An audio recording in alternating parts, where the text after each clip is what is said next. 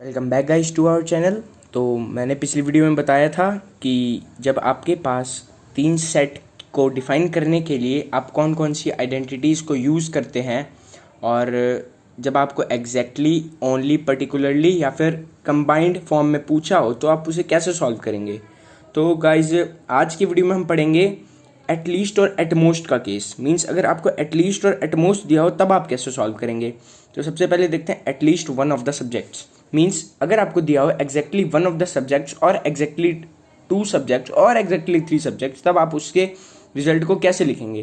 तो ये सारे एग्जाम्पल्स या फिर पॉइंट्स मैंने इसी वेन डायग्राम के ऊपर बेस्ड लिए हैं। तो अगर आपको दिया हो study exactly one of the subjects, तब आपका आंसर होना चाहिए A plus B plus C plus D plus E plus F plus G.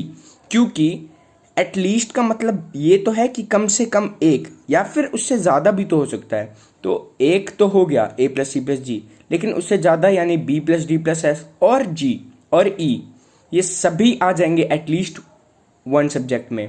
तो आप लिख देंगे A plus B plus C plus D plus E plus F plus ji.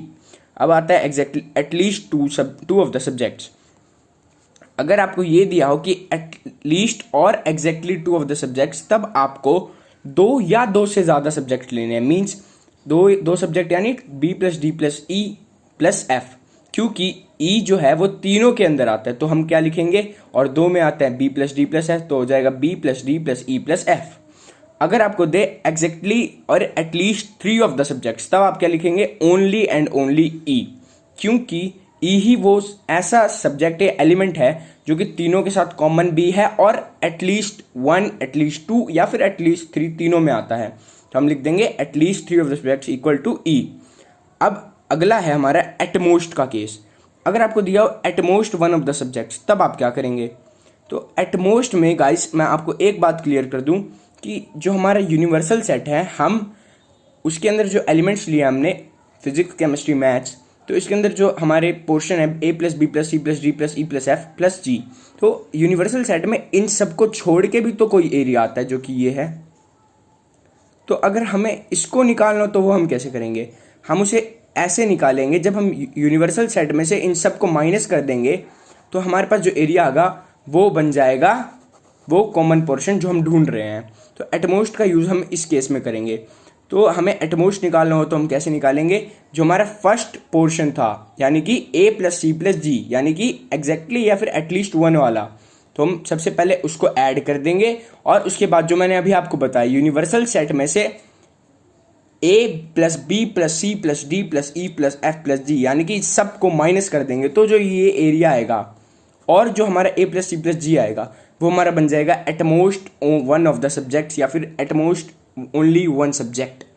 Okay guys, इसी तरह से हम जब एटमोस्ट टू सब्जेक्ट निकालेंगे तब हम क्या करेंगे। एटमोस्ट टू में हमारे पास एलिमेंट्स होते थे B plus D plus F, पर अभी हमें एटमोस्ट दिया हुआ है। वो जो हमने किया था वो था एटलीस्ट का केस या फिर एग्जैक्टली का केस। अभी हमें दिया हुआ है at most two of the subjects, तब हम क्या करेंगे, जो हमारा वन या फिर ओनली वन वाला था हम उसको भी ऐड करते हुए और टू वाले को भी ऐड करते हुए यूनियन में से इन सबको माइनस कर देंगे, और जो हमारा आंसर आएगा वो बन जाएगा at most two of the subjects.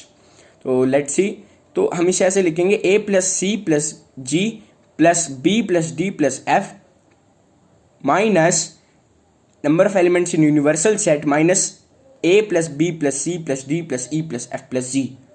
ऐसा हमने क्यों किया, क्योंकि उससे हमारा ये रीजन भी निकल जाएगा और हमारा जो एटमोस्ट टू वाला पार्ट था वो भी निकल जाएगा।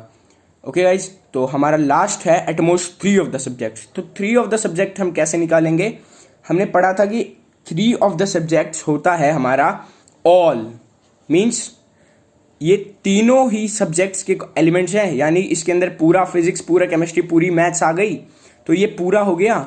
और जब हम इसे माइनस करेंगे तो N of union minus N of union वो आपस में कट हो जाएगा, तो हमारे साथ क्या बचेगा, सिर्फ और सिर्फ यूनिवर्सल सेट। तो जब हम at most three of the subject लिखेंगे तो उसका आंसर खुद यूनिवर्सल सेट होगा। गाइज ये बहुत ईजी था एटलीस्ट और एटमोस्ट का केस। अब आप इसके ऊपर बेस्ड मिसलेनियस एक्सरसाइज खुद ही सॉल्व कर सकते हैं। तो गाइज यहाँ पे हमारा चैप्टर नंबर 1 कंप्लीट होता है।